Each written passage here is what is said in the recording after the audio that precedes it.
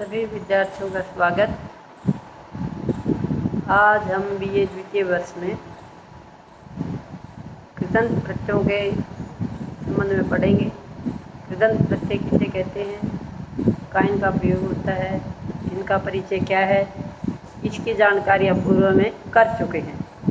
आज हम कृदंत प्रत्ययों में कत्वा प्रत्यय और लेप प्रत्यय, कत्वा प्रत्यय धातु से ही होता है या शब्दों से भी होता है, इस संबंध में पढ़ेंगे। सूत्र है इसका, समान कर्तृकयो पूर्व काले, अर्थात समान कर्तृकयो, ये षष्ठी का द्विवचन है। समान कर्तृकयो, समान मैंने एक समान कर्ता के द्वारा, एक ही कर्ता के द्वारा या समान कर्ता के द्वारा अनवरत की जा रही, अर्थात निरंतर लगातार की जा रही क्रियाओं में से, एक ही कर्ता के द्वारा निरंतर की जा रही क्रियाओं में से जो प्रथम पूर्व काल वाली जो क्रिया है उससे क्या कत्वा प्रत्यय का प्रयोग किया जाता है। क्योंकि कत्वा प्रत्यय जहाँ लगता है वहाँ धातु से दो क्रियाएं होती हैं, तो पूर्व काल वाली धातु से कत्वा प्रत्यय का प्रयोग किया जाता है। कत्वा प्रत्यय धातु मात्र से लगता है, केवल मात्र धातु से ही कत्वा प्रत्यय का प्रयोग होता है। कत्वा प्रत्यय में कै की इच संज्ञा होकर के त्वा शेष बचता है। कै की इच संज्ञा और लोप होकर के क्या है, त्वा शेष बचता है। तो दो प्रकार की धातुएं हैं, सेठ धातु और अनिट धातु। सेठ धातु जहाँ भी होगी उन धातुओं में त्वा प्रत्यय से पहले क्या लग जाएगा, इट लग जाएगा। इट का क्या बचेगा, ई। धातु होगी, धातु के बाद में इट आएगा, पहले कत्वा प्रत्यय आएगा और कत्वा प्रत्यय से पहले फिर क्या हो जाएगा, आरत धातु का शेड़ बला दे, इस सूत्र से क्या हो जाएगा, इट का आगम हो जाएगा और इट में टय की इच संज्ञा और लोप होके केवल ई बचेगा शेष। जैसे पठ धातु है, पठ धातु कैसी कहलाती है, सेठ धातु कहलाती है। मैं ये सेठ क्या धातु होती है, अनिट धातु क्या होती हैं, इन संबंध सब के बारे में भी एक दिन अलग से विस्तार से चर्चा करेंगे। तो जब इट लग जाता है तो रूप कैसा बनेगा, पठत्वा नहीं बनेगा, पठित्वा बनेगा। इसी तरह से लिख धातु है, ये भी कौन सी कहलाती है, सेठ धातु कहलाती है। तो लिख में जब कत्वा प्रत्यय लगेगा तभी क्या बन जाएगा, गुण होकर के लेखित्वा बन जाएगा। और अनिट जो धातु होती हैं उनमें क्या कत्वा प्रत्यय से पहले इट का आगम नहीं आता, वो धातु क्या है, सीधी धातु के बाद प्रत्यय आया और उससे कृदंत शब्द बनता है। जब तक प्रत्यय नहीं लगता तब तक ये पहले वाली जो प्रक्रिया ये क्या कहलाती है, कृत। जब तक प्रत्यय लग के और धातु में कोई परिवर्तन नहीं आया है तब तक इस प्रक्रिया को क्या कहा जाता है, कृत प्रक्रिया।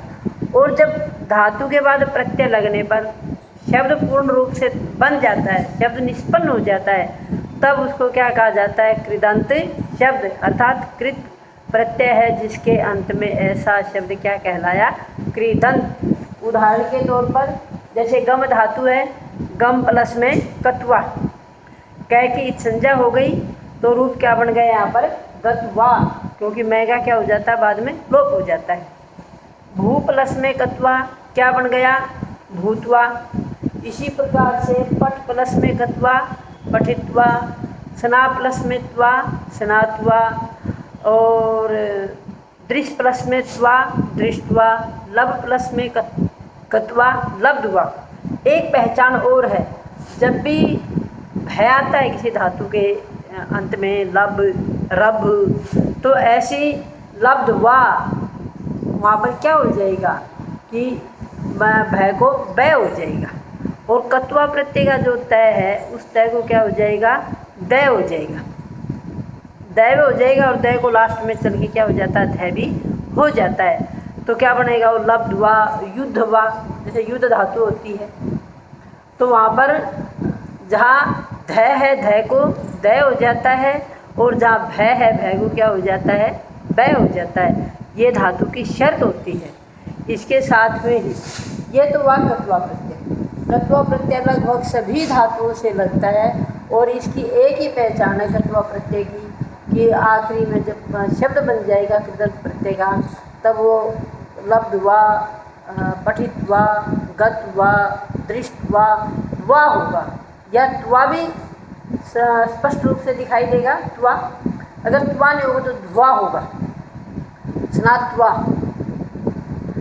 अब हमारे पास कत्वा प्रत्यय के साथ ही दूसरा प्रत्यय कौन सा है? लेप प्रत्यय। इसका सूत्र है समासे अनये पूर्वे कत्वो लेप। अर्थात कत्वा प्रत्यय का प्रयोग, कत्वा प्रत्यय का प्रयोग हम समझ चुके हैं कि धातु मात्र से ही होता है। लेप प्रत्यय का प्रयोग कहाँ होता है?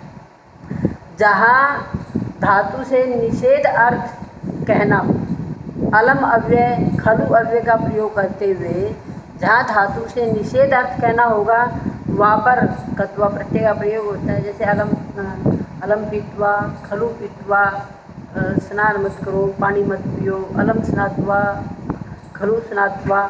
यहाँ पर इसका धातु क्या अर्थ होगा?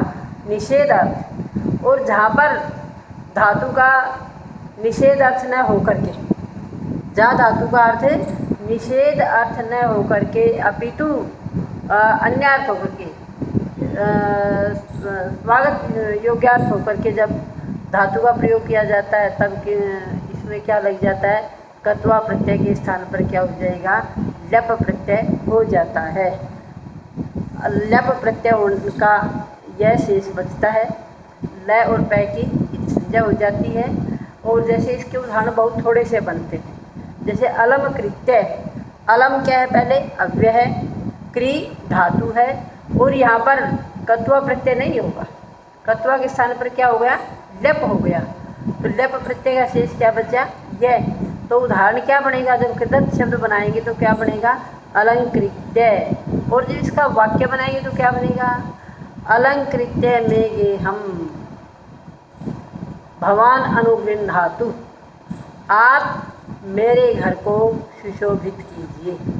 आप मेरे घर पे पधार कर मेरे घर को क्या है? पवित्र कीजिए। वहाँ पर कत्वा प्रत्यय का प्रयोग न होकर के किसका प्रयोग हो जाएगा? लेप प्रत्यय का प्रयोग हो जाएगा। तो इसी प्रकार से जैसे पठ धातु है, पठ धातु से पहले क्या लग जाएगा? उपसर्ग। एक पहचान ये भी है लेप प्रत्यय की कि धातु से पूर्व क्या लगा होगा? उपसर्ग लगा हुआ होगा। धातु से पूर्व उपसर्ग होगा और कृदंत शब्द बनने के बाद इसमें अंत में क्या आ जाएगा? यह आ जाएगा। जैसे पठ धातु से जब कत्वा बनता है तब तो बनता है इसका रूप पठित्वा, और पठ धातु से पूर्व उपसर्ग लग गया और फिर कत्वा के स्थान पर लेप लग गया तो ये क्या बन गया? इसका जो कृदंत शब्द बनेगा वो समपठ्य। इसी प्रकार जैसे जी धातु है, अगर जी धातु में हम कत्वा प्रत्यय का प्रयोग करते हैं तो फिर क्या बनता है? ये जीतवा। और जी धातु के पूर्व में उपसर्ग लगा दिया हमने और कत्वा प्रत्यय का प्रयोग ना करके बाद में लेप प्रत्यय का प्रयोग कर दिया, तब इसका शब्द क्या बन गया? विजित्य, जीत करके। इसी प्रकार जैसे स्ना धातु है, स्ना धातु में अगर कत्वा प्रत्यय का प्रयोग किया तो फिर तो इसका शब्द बन गया स्नात्वा। जैसे देवेंद्र स्नात्वा भोजनम खादति, देवेंद्र स्नान करके भोजन करता है। तो पूर्व काल वाली जो क्रिया है, पहली जो क्रिया है उसमें क्या हो गया? कत्वा प्रत्यय हो गया। लेकिन जब लेप प्रत्यय का हम प्रयोग कर रहे हैं होगा तो पूर्व काल वाली धातु से ही। लेप प्रत्यय में भी ये शर्त है कि जहाँ कत्वा प्रत्यय हुआ है, क्योंकि जब धातु से दो क्रियाएं, एक व्यक्ति के द्वारा निरंतर दो क्रियाएं की जा रही हैं तो उस पूर्व काल वाली जो क्रिया है उसमें कत्वा प्रत्यय है और उस कत्वा प्रत्यय के स्थान पर क्या हो गया? लेप प्रत्यय हो गया। तो स्नात्वा कत्वा प्रत्यय में क्या बन जाएगा? स्नात्वा। और यही जब लेप प्रत्यय लगेगा तो इसका उदाहरण क्या बन जाएगा? प्रस्नाय, कि देवेंद्र स्नान करके स्कूल जाता है। इस प्रकार से लेप प्रत्यय के जो उदाहरण है वो कत्वा प्रत्यय की तुलना में कुछ कम बनेंगे, क्योंकि हर उससे धातु के पूर्व में उपसर्ग लग करके हर किसी का रूप नहीं बनाया जा सकता। हाँ, कुछ के बनते हैं वो उदाहरण स्वरूप आपको यहाँ बता दिए गए हैं। और जैसे आप अभिज्ञान शाकुंतल पढ़ेंगे, क्योंकि अभिज्ञान शाकुंतल के श्लोकों में जहाँ जहाँ भी इन कृदंत प्रत्ययों का प्रयोग है वहाँ पर हम उन शब्दों को चिन्हित करते जाएंगे और उनमें जो भी प्रत्यय आएंगे उन प्रत्ययों को साथ के साथ बताते जाएंगे।